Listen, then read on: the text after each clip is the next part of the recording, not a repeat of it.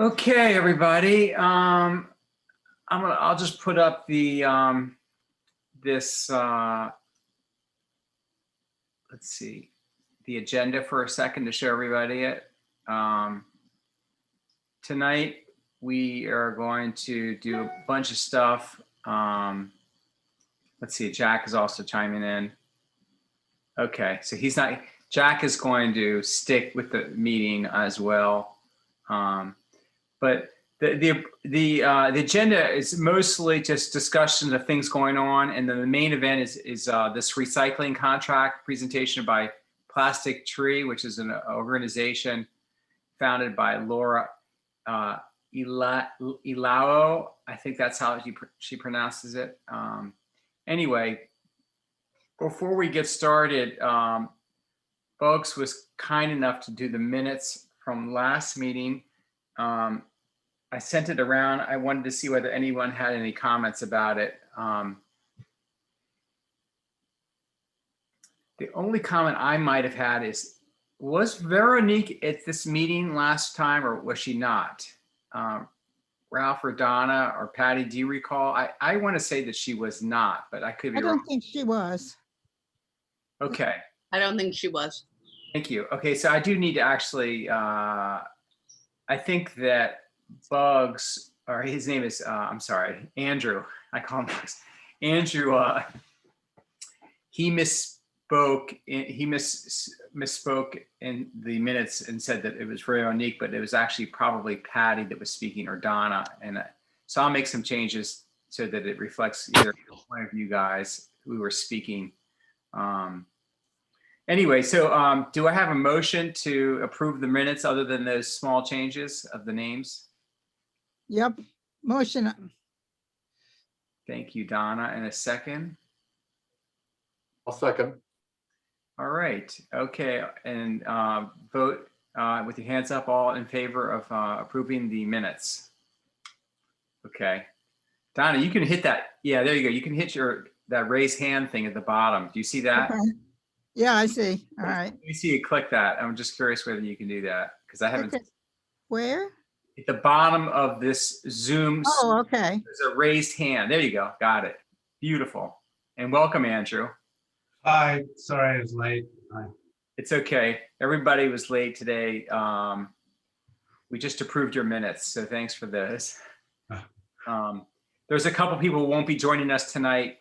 Jack Frank, who is one of 3 candidates that have announced his candidacy for town council yesterday, and there seems like there's only going to be 3, so it doesn't look like there's going to be an election from what I can tell at this point. So Jack will be joining the council hopefully, and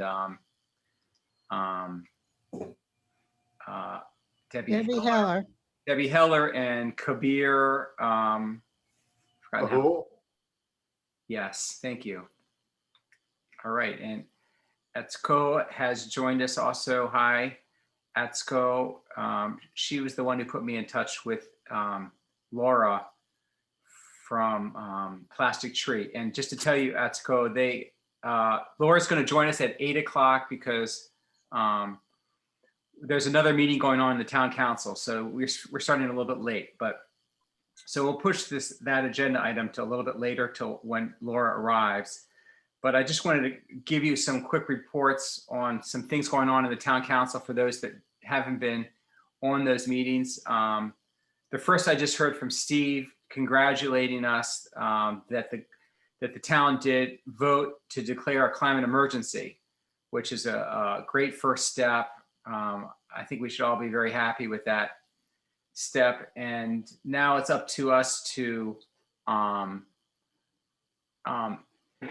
I think Andrew mentioned that, for all the things that they're doing right now, for the carbon footprint that exists now, we need to find a way to offset it with carbon offsets. And basically they're waiting for our instructions to identify what's going on and to measure our footprint and all those steps. So we need to start to work on that.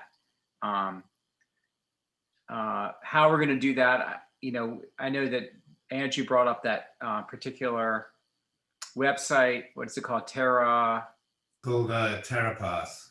Terrapass. So anyway, I don't really, unless somebody wants to talk about that more, I'm just sort of moving through different topics, but I just wanted to note, I did listen to the meeting, it was a long meeting. I listened, and basically it was no discussion. It was late in the meeting, and it was adopted unanimously with no discussion. oh, okay, the climate emergency. Yes. Oh, great. Thank you, David. And then another big thing that happened yesterday was that the apiary pilot study was approved, which I'm really very excited about. Right. And Sarah, We get our honey. yeah, you will be able to buy honey from Sarah. And I talked to Matt this morning. The maintenance crew is going to build this fence, which will sort of look like the fences that are around trees during construction sites in town. It's like that metal welded steel fence with the steel stakes. That will be most of the fence, and then it will create like a wood gate. So And it's going by the little stream on the south side of town. correct. So it's in the forest about 100 yards from Wisconsin Avenue next to that creek. And I am meeting tomorrow with Matt and the maintenance crew at 10:30 a.m.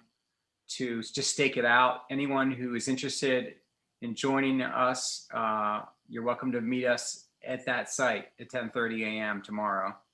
So which side of the creek is it on? Is it on the Somerset side, or is it the Somerset House side, or is it on the Somerset side? If you walk from Wisconsin Avenue, you don't have to go over the creek. There's a whole Oh, patch of trees. it's on the Somerset side, and it's on that Correct. part that comes in from the Wisconsin. Okay. Correct. Actually, And- it's on, it's close to the Fink's house, to Matt Fink's house. Okay. It's, Yeah. on the Dorset side, Dorset, Wisconsin side. Right. And just so that you know, I think it was Jack spoke to Matt Fink about that project, and he gave his blessings. So we just went that extra step to reach out to that neighbor closest to the beehives. As well, David, the reason why it's there is because so that Sarah can access that location with her truck driving off of Wisconsin Avenue and going down that area. There's a way to drive the truck to bring the bee boxes, and as well take the bee boxes when they're filled with honey, which they'll be, she said they could weigh up to like 100 pounds or 60 to 100 pounds each when they're filled with honey at the end of the season. So what was the decision on where the honey will go? Is that going to be hers? It is her honey. It's part of her business of making money, and this is part of her living. So she sells it for about $12 per jar, which is like about a pound of honey. But I talked to her about making small ones that the town could buy to give away to new neighbors, and also that the honey will be for sale to town residents. So I think that's appropriate from my perspective, just because she's bringing all these bee boxes and she's going to be coming 2 or 3 times a week to care for them. It's like a win-win. So that's really great. So we're hoping to purchase the materials for the fence and then put the fence in early next week, and hopefully have Sarah deliver the bees by the end of next week. That's just first draft plan. So I just thought I'd share that with you guys. Do we have any signage or anything sort of to ask people not to go tampering with the boxes or that kind of stuff? Yes. So Sarah did send me something. I need to review my past emails, but we do need, with Sarah's help, I'm going to be printing out paper and laminating them, so we'll be able to zip tie it to the fence in different locations. Yeah, thanks for that reminder. Any other comments? I think that's really exciting. It was passed unanimously, and it's basically assures that it will happen this year, and I guess we'll have to revisit it in the fall to get an extension for 5 years, assuming everything goes smoothly. Barton, I really commend your efforts on this. I never thought the town would pass it. And when I heard Franny, you know, talking about liability, I really thought, oh, it's going to be dead, but you did Yeah. a great job. Well, I will, thank you, Patty. I will say that the town submitted to Sarah via me a set of questions that were all sort of, you know, crazy, or not crazy, but just sort of overly concerned about like getting stung and stuff like that. And Sarah wrote down all the answers to the questions. So I submitted those questions, those answers to the town council the day before. And that way, those questions were already answered. So they didn't have to be asked. And you know how that happens, the whole deliberation process can make things very confusing. So there was really not a whole lot of concern. Barton, do you know if is she willing to do anything educational? Say maybe with the Somerset, the kids at the Somerset school, they can walk down there and learn a bit about bees or that kind of thing. That would be great educational opportunity. Yes. Yeah, and she talked about that yesterday. You know, she said she could bring a box, empty box, and offsite do an education of, you know, taking the box apart to show how the box works, and then also do different things. Yes, is the answer to your question, with both residents and students. So that's something that we'll continue to, you know, look at and follow her lead as she wants to do it. Great. Congratulations. Yeah, I'm really thrilled. This is a great boost for all the things that we're doing. Anyway, the electric charging station, I think, is still going forward. Was anyone there to see that? I saw it. It looked like David. Yeah, it was a long discussion on this, and I tuned out for most of it, you know, but it was mostly, you know, it was moved by Robin and seconded by Stephen, and then the sense was the rest of the council was just not into it.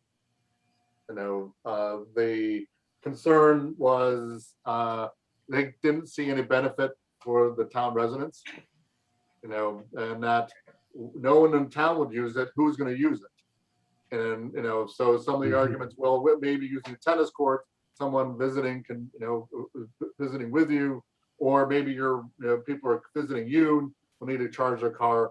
But I think the bottom line was there was just a lot of skepticism and also worry about the length of the contract and what the, you know, limitations that would put on changes or what would happen on the two spots.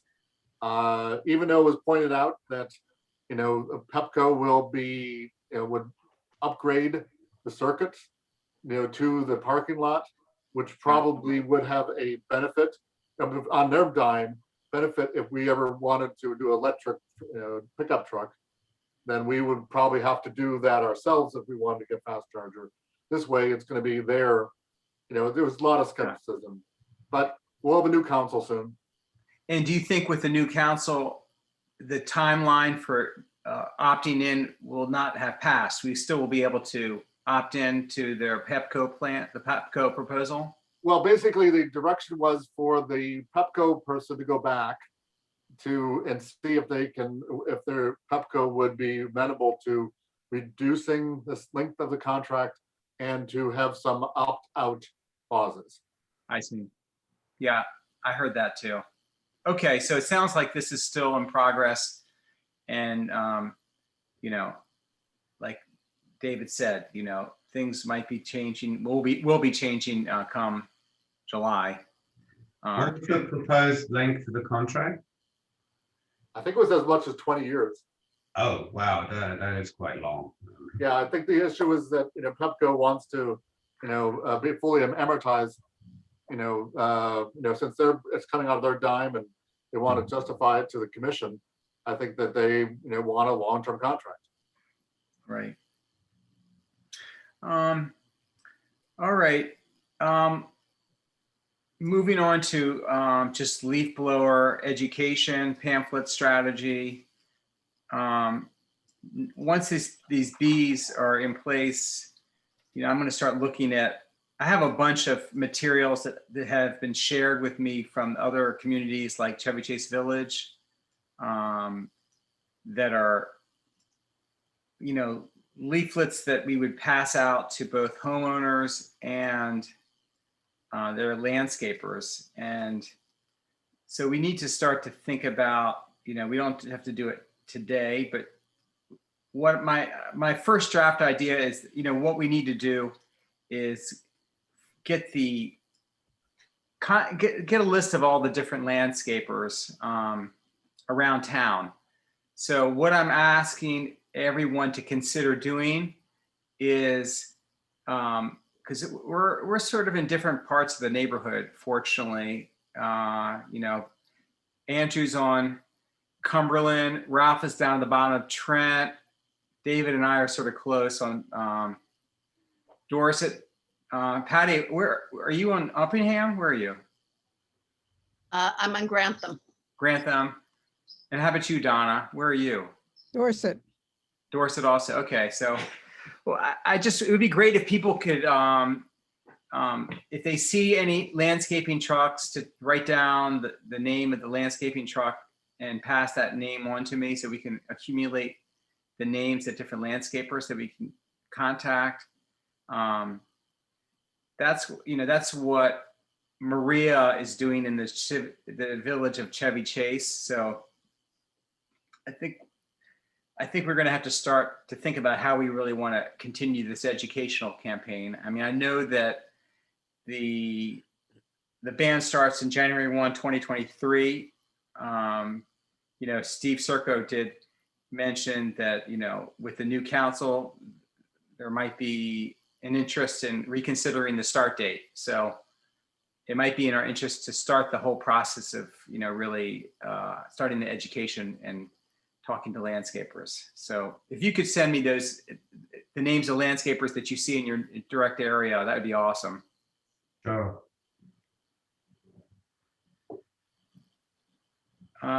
Any comments about that?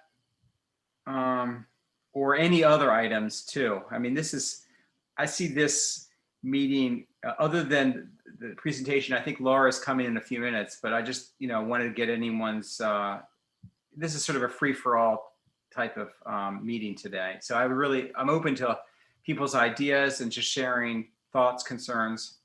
I was wondering if there's some outreach we can do regarding LED lighting in people's homes. I'm not sure, how many people in the community have actually switched over any of their internal residential lighting to LEDs, particularly maybe some of the older people in the community, because there are tremendous energy savings. I mean, I switched mine out probably starting 10 years ago when they first started to become available. But my electricity bill went down by literally 25%. Right. Just from lighting. I mean, admittedly, I have a bigger house, but the savings can be quite significant. And one other benefit is that the lights don't generate very much heat either, which the old ones used to. Right. That's a great question. And now, I obviously could write like one of my MailChimps and send it out and say, everyone, please,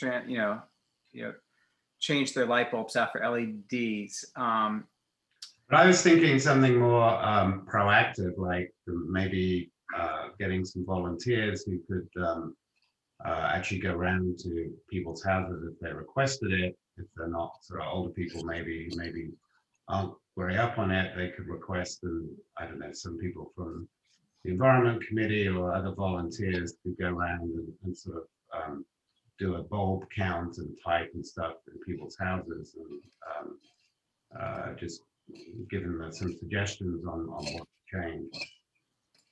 Okay, so I have another suggestion, that's possible, but, the county has a very longstanding bulb exchange program. that's run by the Department of Environmental Protection. And, so they've been doing this at all sorts of various different locations. And whether it's breweries or whether it's libraries or grocery stores, perhaps if we do open up, like the new, resident, get together we usually have had in the past, perhaps, we can see if she's available or one of her people is available to, be there, at that get together. And then she can interact with the people. And right there, just say, bring old bulbs in and you'll get a new LED. So they're free. For free. For free. Okay. It's a bulb exchange.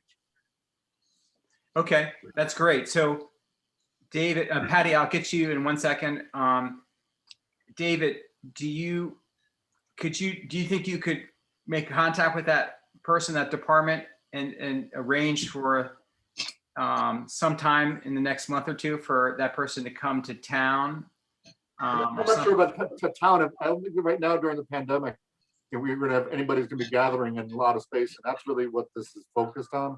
Where Okay. you kind of, I think it's more of a gathering time where people are whether that's how they've been working this thus far. So what does that mean to gathering time? So they shows up in the parking lot of town hall? Well, I was thinking that it would be at the pool, like for example, the new resident, party, and it would just have a table there, and just announce beforehand. By the way, we're going to have, someone from DEP for if you want to bring. Okay. That's what I'm suggesting, as opposed to just sitting out. That's Yes, generally the model that I use. that's a great idea because that will attract more residents to come to meet the new residents. That's right. Has that date been set for the new residents party at the pool? I don't even know if it's going to happen. I'm just, Yeah. Okay. uh, Well, do you think you could reach out to that person and just sort of see about their Yes. availability, yes. please? Okay. Patty? I have three things. One is, I don't know if we want to reach out to Phyllis about the shred event where we also do recycling sometimes, recycling of batteries and fluorescent lights. Mhm. It seems like we could certainly do shredding this year. We took off last year. That you can do socially distanced and with masks. So, That whole truck thing at the and the town hall. the tennis town hall parking lot, that seems like socially distant enough. Yeah, I think we could, I think last May we didn't do it. We were afraid, but I think this May we certainly could do it. The other thing is, it's come to my attention that new people do not know about composting. I've talked to 2 new residents who don't compost, and they didn't know that it was available, and they didn't know anything about buying bins and that it's for free. Okay. And I wrote to Matt, and he said, in fact, there is nothing given to them that tells them anything about recycling. It should be in the welcome letter or whatever, isn't there? A welcome letter now? The welcome letter talks about trees and development and things like that. I don't think it talks about composting. It should be in there. It Don't should you be think in so? there. It should have been. But anyway, it's just something to think about that, there's still a lot of people who don't compost who I wonder if we should just, add a flyer to the journal one month, like we did about, what goes into recycling, a flyer that just says, composting is available from the town. You just need to. And the reason you have to buy the bucket, partly it's not the $17 for the bucket, it's because you then get the instructions to sign up. And you have to actually sign your house up and the address up to get it. But the bucket is free, actually. No, it's $17. Well, if you get the big bucket, it's 17, but No, it's the little buckets are $17. Are the ones that go in your kitchen? Yeah, the first 1,000 were free, or the first 500 because somebody donated, put in money. Mm-hmm. But okay, that's funny because I talked to the founder about 2 or 3 weeks ago who said that they were free. So I need to. Nope. Definitely Okay. not. They're $17. And Talked at several meetings over the past couple of years about buying some buckets and giving them to people free, the way that we did originally. yeah, but the problem is, like, if people have the buckets, they won't get it unless they sign up online. You actually have to sign your household up in order for them to know to stop at your house. The bucket isn't, and that's how they charge, you Right. know, by who's signed up. So it does help to know if you get the bucket, you have to sign up to get this, Right. Yeah, But and if you sign up, I signed up independently about a year and a half ago, and they didn't bother to tell me when I signed up that Somerset was on the list. And then you found out from it being mentioned at one of these meetings, I think last month. And I called them up and I said, oh, I didn't realize you supplying our, servicing our town for free, at least for the residents. And they were very prompt. They refunded all my like 18 months worth of monthly fees that I paid them. I know other people that have signed up because they see these buckets and they think they have to sign up and pay for it. So anyway, just something to think about. Yeah. Yeah, it's funny because the guy, Ben Perry, the owner, said to me that once you sign up online, it automatically knows that you're in Somerset and then won't charge you. So I need to follow up with them about that. Yeah, they must have a bug, or at least when I did it year and a half ago or so. But their customer service is really good. Like if you have to get order new plastic bags or something, they're very prompt and quite efficient. So It's a specific website to sign up for the town of Somerset. There's a separate sign up place. It's like a separate Somerset page or a. Yeah, it's, when you sign up at Somerset, there's a specific website or link, to the website.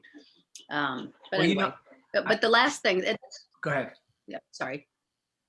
Well, I was going to say that my last comment, aside from composting and letting people know, is that I hope the PNRC finally asked for $500 for an education meeting. And, again, we're hoping to do something with the Environment Committee. February is always a good time if it's related to landscaping because it's before the spring. But it could be stormwater related and it could involve the stormwater committee or, whatever, but it's not too early to think about, we haven't done an environment or an educational event for the town. And I think it would be a great thing to start thinking about. Yeah, I mean, as you probably know, I have been writing about composting and encouraging people in the town articles. So, we need to start to think of more innovative and different ways to outreach. So put your thinking caps on how to do that. Because I was just thinking of an idea of like having a web page on our website that had like, histogram or different, bar graph showing the percentage of our town that's composting but I still don't know necessarily that that's going to push the needle. I think obviously the best way to do it is just door to door when the pandemic ends. Yeah. And meeting people face to face. Talking to neighbors really helps. Yeah. Laura, I see you're on with us and we're going to be getting to you very shortly, so welcome. Do we have any other items that to talk about? I know we're just this is a free-flowing conversation right now, so we're still open to any thoughts or ideas that people have.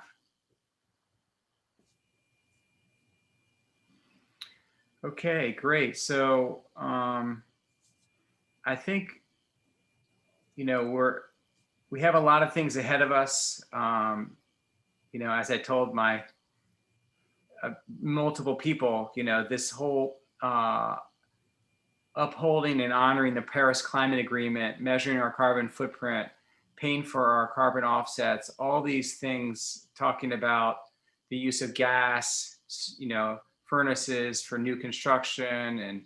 And there's just so many things ahead of us to consider as recommendations to the town council to consider. And obviously, another big thing is the recycling part of our town, and trying to measure landfill versus recycling versus compost, and trying to measure the total volume of all that, and also just try to see how our neighborhood is getting better or worse in these categories. And at this point, I'd like to invite Lara to join the meeting and maybe share some ideas about her organization, which is called Plastic Tree. And she is based in Virginia. And Atsuko, who was here earlier, put me in touch with her. Atsuko is a neighbor of ours. And I've already had a Zoom call with Lara, but I invited her to share her business plan. And as you might know, our recycling contract is being renewed for a year in the coming months. Please correct me if I'm wrong. But we do have an opportunity anytime to opt out of that year if we decide to. So with that, Laura, are you there to join us? Yes, I'm here. Hi, Barton. Thank you. Let Yeah. me share my video now.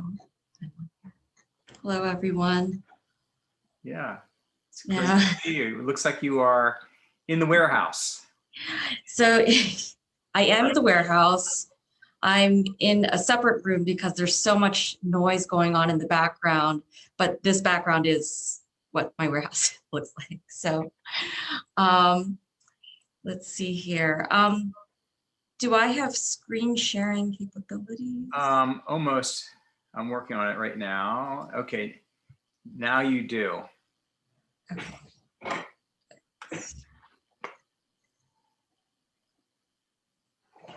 Get that.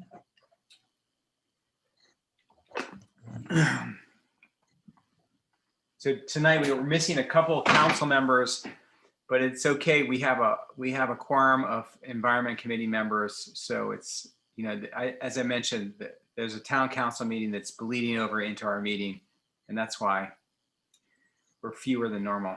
But go ahead, please. Okay, sure. Okay.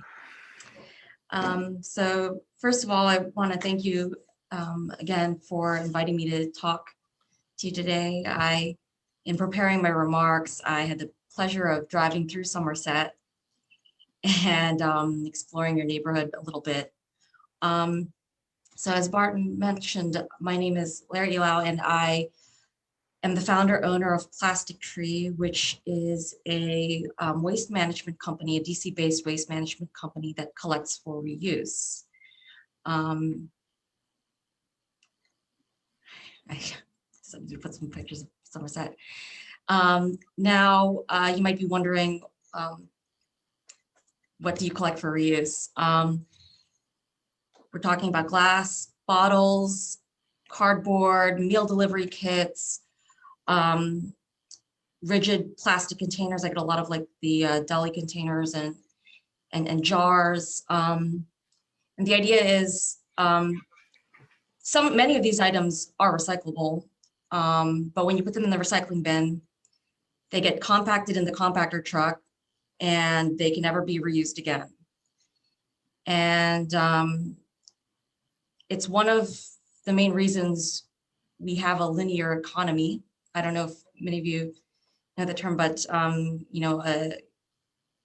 economy where materials are extracted, produced, and disposed of after one use. And my company is trying to change that by saying, actually, this could be reused and should be reused. And what we're trying to do is collect this material from households by offering a curbside service, and then meeting supply chain needs of the businesses and companies that buy this material brand new, and then creating that problem of demand for new material. Now, what we do is to say recycling is still crucial. It just needs to happen at the end of a material's life cycle and not at the not at the very beginning. So as I mentioned, Plastic Tree is, I set up Plastic Tree as an LLC in 2019, and we've been operating a curbside residential reuse pickup service since October of 2019. We're currently in 10 neighborhoods in DC, 2 neighborhoods in Virginia. And we use a zero emission fleet for this reuse pickup service. I'm here today to talk to you both about our reuse pickup service and recycling and Somerset's recycling needs as well. So I like to say that Plastic Tree is a waste management company that doesn't take to landfill or incineration. And what that means is we warehouse the material. And we do our sorting, at the warehouse, and we decide what we do, quality control check. We decide what can and should be reused and what should be recycled. And so we are envisioning a world that is where reuse is more ubiquitous than trash and recycling collections. Now, let's see here. In terms of what we collect, I kind of wanted to visually show some of the materials. We operated this collection in 2019, and I had set things aside and to see what could be collected for reuse. And then I told my customers, I gave them a bit of a guide on what we were collecting. We're looking at mostly tertiary packaging, glass, pulp fiber containers, and we're kind of like a comb through service for recycling. And we are, we have a baler to bale and things for recycling. But what we want to do is we want to always prioritize reuse or the least harm environmental disposition for any material that comes through our system. And I want to give a little bit of background about Plastic Tree. So in 2018, I was trying to figure out how to help people go zero waste. I'm a single mother, and I found it challenging to remember to bring glass jars with me to the one food bulk store across the city. And I thought, is there a way to make this easy and accessible for people? And I came up with this idea of, why don't we establish reuse as its own separate waste collection, complementary to recycling, trash, compost, where materials can be recovered as is, not for repurpose, not for recycle, but for reuse. And to make reusing materials as easy as throwing something away. And so we give our customers these bins, they place them on their front porch, and they put these materials in their bins. And because we were kind of offering service that kind of runs alongside recycling, I wanted to offer my customers an added service. So since we collect everything intact, we also accept textiles, batteries, small electronics and appliances. We accept plastic films, small plastics, light bulbs, basically things that my customers could not put in the recycling bin and would have to drive somewhere to drop it off or wait for that once a year pickup. So I wanted to offer a real service for my customers by accepting these items, because we're finding end markets for the other materials anyway, so we can also collect this. It's not going into a big compactor machine truck. This is what we've collected so far. That's the old, the startup facility there in that picture. So some of these updates have been updated, but basically, the reason I have this slide is because what we're trying to do is, we're not just trying to collect material and send it back out into the void. We're trying to track the material so that, and make sure it's labeled as reused so that people, it's a communication tool, an education tool, where there's an instruction to keep the material in circulation. So if a person gets a box and it says it's reused, please reuse this box or put it here instead of just recycling it. And the goal is to recycle as many times as possible. I reuse as many times as possible a certain package. So the vision for this, it entails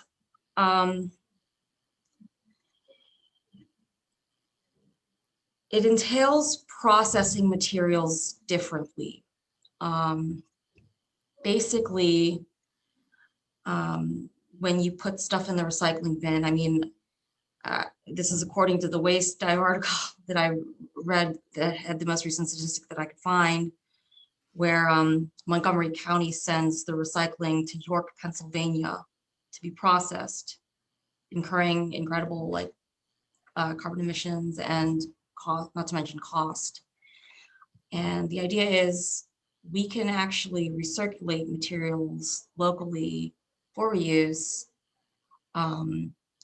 using methods like UVC sanitation for the tertiary packaging, commercial washing for food grade and beverage containers, as well as investing in a box die cutter machine to ensure that large pieces of cardboard, I'm not talking about the small cardboard, but the large pieces of cardboard that would normally just get sent out for recycling, that those could produce smaller boxes that could be reused. When I started this, I made this pitch to DC DPW in July of 2019, and we started operating in October of 2019. And we submitted it as a primer on how to calculate waste diversion for reuse. Right now, the way we calculate waste diversion is what gets sent to a landfill versus what gets recycled. And it's all done by weight. But because we are collecting things for reuse, we had to calculate volume, quantity, break things down and identify what is reusable. And we've done several audits on brand and type. So perfect example for this is cardboard. We had different categories. It's kind of blurry to see here on the screen, but Amazon consisted of a huge percentage of our 40% of our cardboard, and we had a lot of meal delivery kits, e-commerce, and we estimated that about 84% of the cardboard we received could be reused. And I have a picture here, it's a little blurry, of a branded box, two-sided. And the idea is a company paid a lot of money for these boxes to have it branded, printed, and there's no damage to the box. It's perfectly intact, perfectly reusable. And the idea is we can meet that company's supply chain by saying, buy it reused, and for a reduced cost. And then that reduces what they would be paying upfront for brand new packaging. The tricky thing about our system is that our supply relies, we're not manufacturing anything. So our supply relies on our collection from households. And so it's a really interesting feedback loop.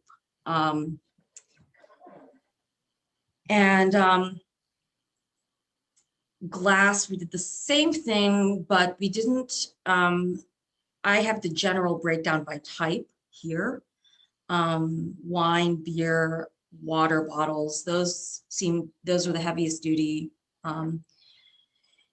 Damaged soil glass was like stuff that was coated with oil, therefore, or like with a tapered neck that was that would be hard to clean that. So we would not consider that for reuse. But we still estimated that a large percentage of the glass we collect is eligible for reuse. As a zero emission fleet. And so Barton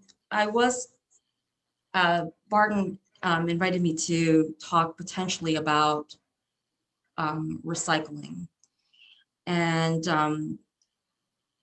currently we do recycle all of the material that can't be processed for reuse. But as we would like to offer the town of Somerset the, I guess, the opportunity to recycle a different way, which is where we would collect the recyclables, large cardboard boxes, the cartons, aluminum, along with the reuse pickup. But we would go through this specialized process of setting things aside, things that meet a supply chain need versus things for recycling. And through that, we could offer the town of Somerset a way to, I guess, cut down on their carbon emissions through this process, save money, I like to say that Plastic Tree is a waste management company that is by environmentalists for the environmentally conscious. We are not motivated the way other recycling collections are motivated by not accepting certain materials because it doesn't meet an economic threshold, which is why for a number of things that are not recyclable, it's because they don't meet that value chain. And what we like to say is that we will accept all materials for processing, we'll review, but recycle what we can and reuse as much as we can. And we've begun creating our end markets for the materials. We have 2 end markets for the glass.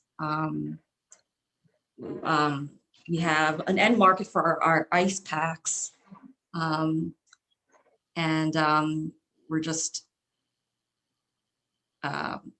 yes. So I think I'll end there and I'll leave the rest for any questions you might have. That's great. That is a very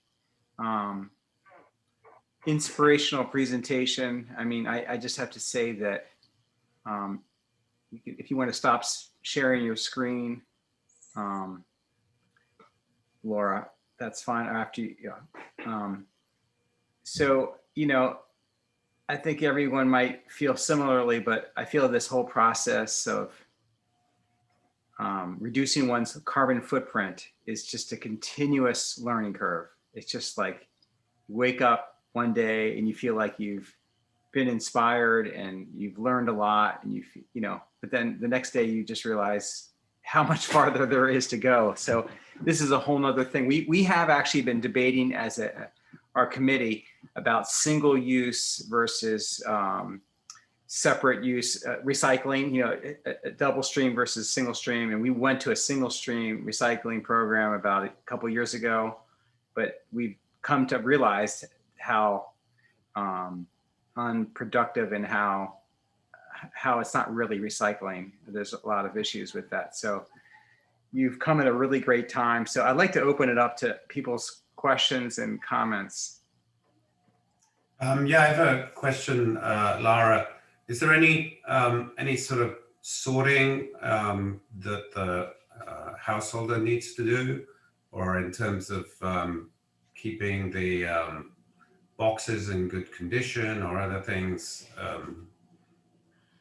So I'm happy to explore this because for our reuse collection, we offer a reuse kit. So we have the green bin that you saw in probably one of the pictures.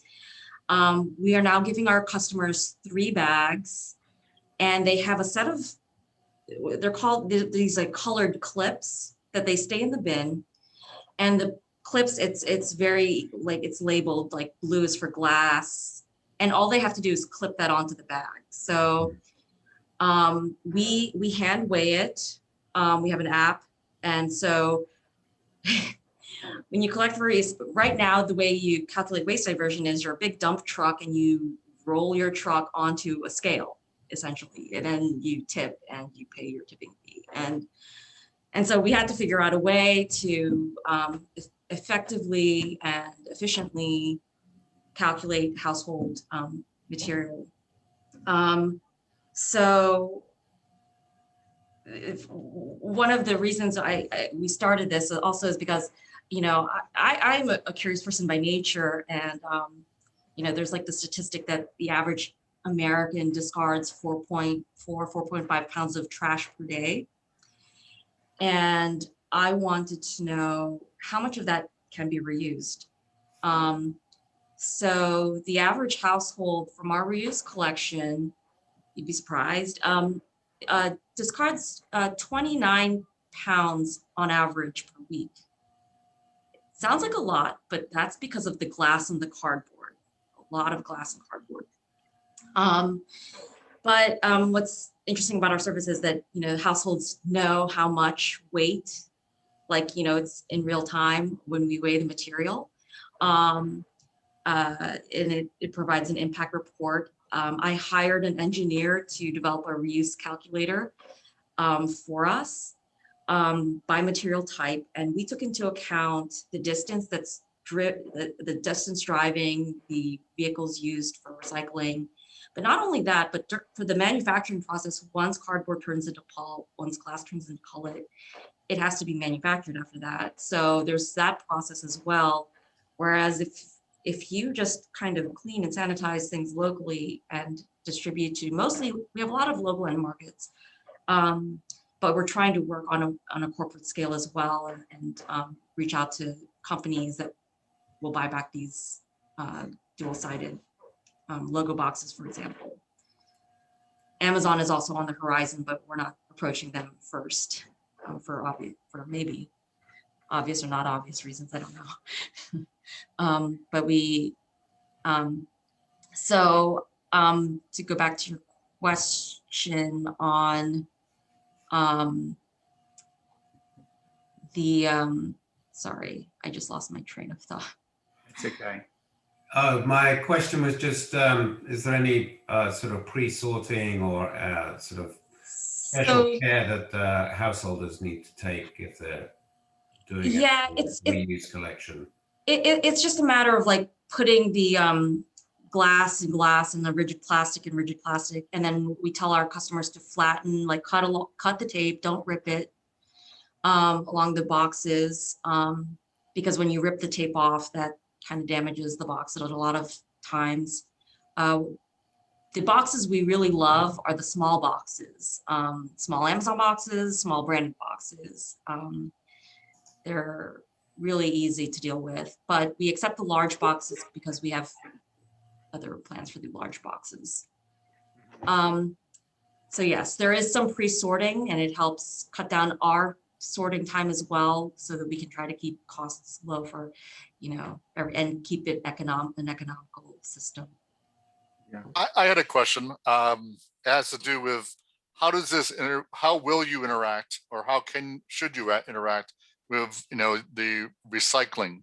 So obviously, you know, you're taking some of the stream out of the recycling, just like Compost Crew is taking, you know, some of the compost out of the trash or out of our garbage disposals. So would it be like a separate pickup time, and it would be coordinated with the recycling contractor? I'm not understanding what's your business model and how it works. Sure. Our reuse business model is that we are a separate collection comparable to a compost collection, right? You'd have a reuse bin on your front porch. However, we are looking at offering recycling. Several entities have asked us if we could offer recycling. So it is something that we have explored. The reuse model is something that we developed. So we have pricing for every like by quantity. It's not by weight, the way it is with recycling. That said, that we have taken things to the recycling center to be processed. Now, our service decontaminates existing recycling collections. Contamination rate is one of the top reasons for why so much recyclables get landfilled.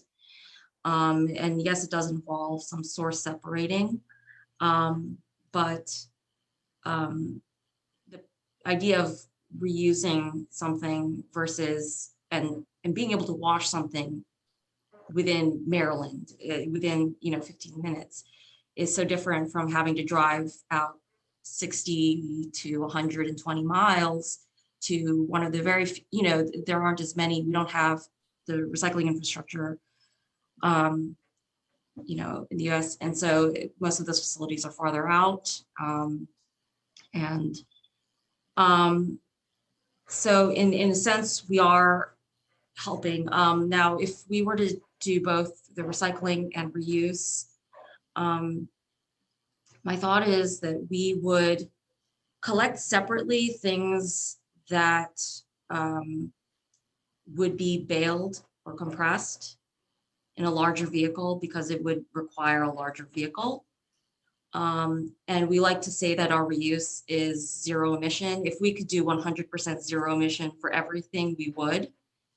And because we know what percentage of reuse is taken out of that recycle, so it's actually close to 50% on the whole.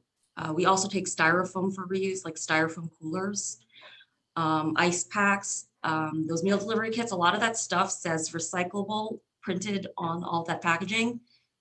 It's not getting recycled. And frankly, DC doesn't even accept it. DC doesn't accept the bubble wrap, the mailers, the ice packs. It's all plastic film. Yeah, we were just contacted by a meal delivery kit service that wants our ice packs in quantities of 10,000 units a week. And so imagine not only the weight of 10,000 ice packs, gel ice packs, but also like the plastic from that. It's amazing. Yeah. Laura, do you think are you able to put together a proposal for us to consider, like as a recycling contract, to do the whole thing for our town? Because that's, I think, would be of great interest to our committee, and as a stepping stone towards making our recommendation to the town council. Sure, absolutely. I did want to see receive questions or any feedback on the reuse side and recycling and how that would work together. And so I also view, I view what we're trying to do as kind of fluid and not rigid. So what I mean by that is I'm committed to always trying to choose the least harm method of disposition that as we can. Like we'll never do incineration, Right. that sort of thing. And as technology advances, and as we get plastic that's not only compostable but made out of flowers, I like to think that we would be a company that would accommodate those changes. Because right now with the recycling and the trash, even if we have compostables, actually you could put it in the compost bin, but otherwise, if you didn't have a compost collection, you would either throw it in the trash, or if it was soiled with certain food type material. Right. So Like pizza boxes. like pizza boxes, for example. That's not something you would recycle or cut out for other uses. You would that would become that's compostable material only. Yeah, we would not reuse the pizza box, but I think we would take care to recycle what, like the top half of the pizza box. Mhm. And Because a lot of pizza boxes are actually pretty clean. So that's great. I mean, I think it's just an awesome company, and I understand the fluid aspect of this process because, you know, as technology changes, as people start using compostable plastic material or the like. But do you see yourself being able to take over the existing recycling contract, or it would be, and that would be, I think, ideal for our town. so what I love about Somerset is not only, you know, I've looked up Somerset, and it strikes me as a town of very conscientious residents. It's not only beautiful, obviously, and eclectic, you know, the houses, and you all take very good care. But it seems like the residents and community, there's like a very community-minded atmosphere built around it. Like this town was built to be very collaborative.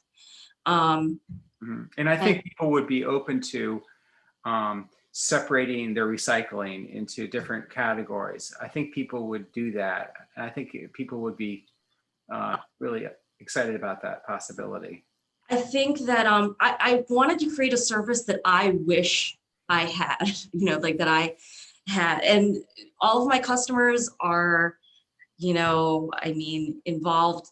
I haven't marketed, you know, for the first phase, the pilot phase. I barely did any marketing. It was really all word of mouth. But the thing I really, and so all of my customers, I walked in with several assumptions, and Barton knows the story, but I came up with this idea because I was walking my Tide Pod canister to the recycling bin, and I just stopped for a second and I thought, why do I have to put this in the recycling bin? Why can't I mail this to Procter & Gamble? And of course, you can't really just mail one thing to a company. And then I thought, well, what if I collected 5,000 of these Tide Pod canisters across the city and like sold them at, like, you know, Tide, Procter & Gamble, I should say, spent millions of dollars engineering, designing this bottle, many of them. And it's a shame that it would be recycled, crushed after just one use. And so, yeah, I created the service for that. And I walked in with a lot of assumptions. And one of the things that I got schooled on was that I think I was anticipating seeing more plastic, but because so many of my customers have already like made efforts to go zero waste, I'm seeing so much more glass and cardboard than I anticipated. Also a lot of alcohol. I don't drink a lot of alcohol, so that also surprised me as well.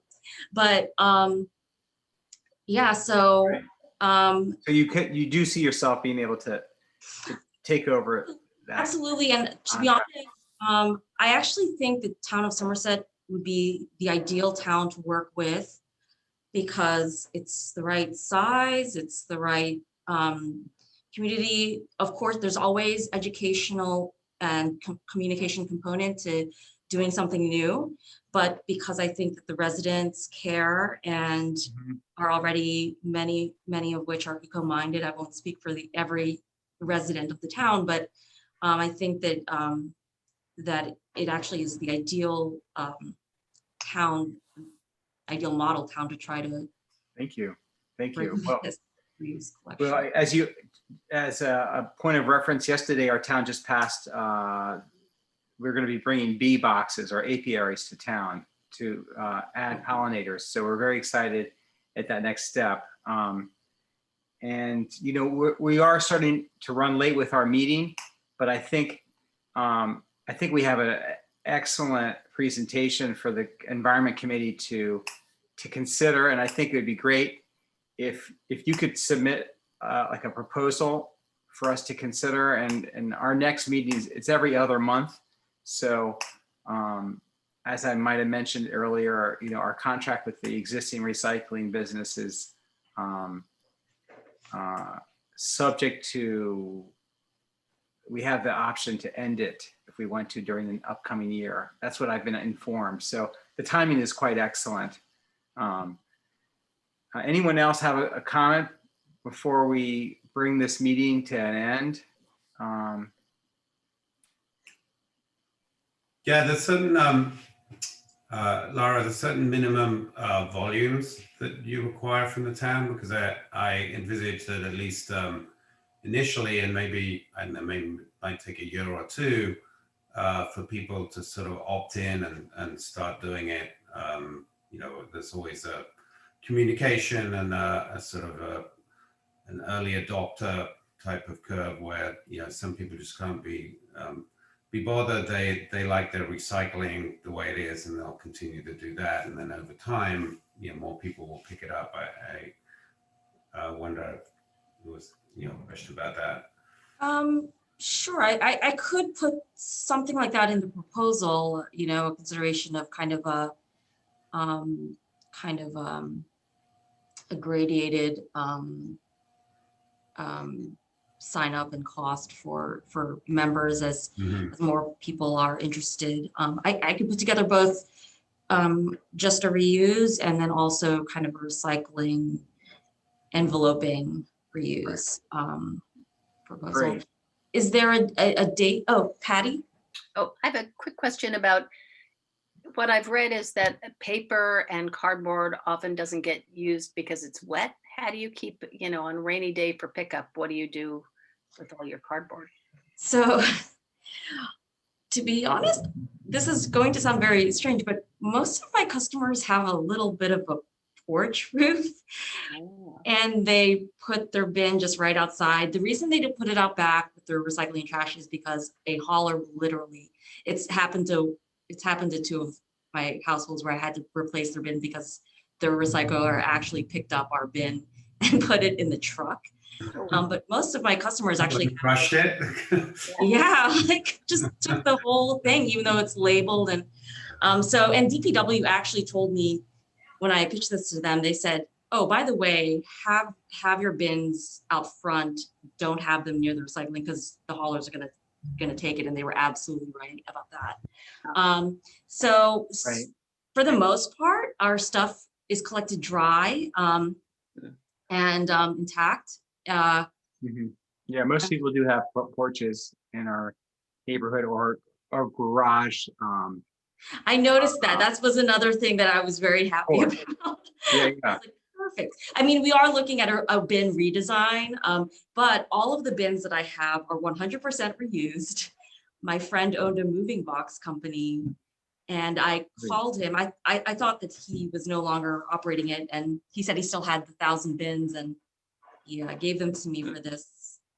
That's great. Also, I'm not sure whether anyone knows, but the blue bins that we all have, I don't think they are ours. If we end our contract, we don't have to give them back. Can anyone confirm that? I mean, I'll ask Matt, but David. Well, the only thing I was going to say, mine was replaced. Mine was too. Because mine was older and cracked, and the Yeah, wheels right. were starting to fall off, and surprisingly, I got a new one. Sorry. Gotcha. So we might already have our own individually owned blue bins that you can use. If I was able to reuse that, I would be more than happy to. I don't like to produce any waste if I don't have to. Sure. Yeah. Okay, guys. This brings our meeting to an end. We await a proposal from you, Laura. Thank you so much for your inspirational presentation. Really. Thank you so much for having me. I really appreciate it. Yeah, and also I just wanted to let you know that I did reach out to other municipalities in Montgomery County. There is some interest, but everyone's really focused on the leaf blower issue right now. But that's how this group of colleagues came together around the leaf blower, but they're environmentally focused. So they might be a little bit saturated with this leaf blower focus right now. But I think the Chevy Chase Village in particular, which is right across Wisconsin Avenue from us, could be, because they've done the ban for the leaf blower. So I think they have the brain space to consider this proposal. I'm going to reach out to Maria directly about sort of combining it so that the financials look more attractive for you. Have you Sure. have you made any connection with the DEP in Montgomery County? No, No, I'm asking Laura. I'm you know. sorry. Oh, I have not, but I'm in the Bethesda Green Accelerator program. And so someone actually forwarded me a contact so recently, so I will be reaching out to them. I would reach out directly, Adam Ortiz, is the head of the DEP. Okay. And he is, he's at this point, he's been testifying on recycling. There's a recycling bill at the Montgomery legislature right now. So he's really big on recycling and has lots of knowledge. So I would recommend contacting him. Adam Ortiz with Montgomery. And I do attend the Council of Governments Recycling Committee meetings that are held every other month. So sometimes I run into these municipal contacts as well at various Department of Public Works. But I'll be sure to reach out or keep that Yeah. email. So Okay, everybody. Good night. Thank you so much. Stay for Bye. after. have a good Thanks, day. everyone. Thanks, Lara. Thank you. Thanks. so All right, much. guys. Have a great evening. Thanks. Good meeting. Night.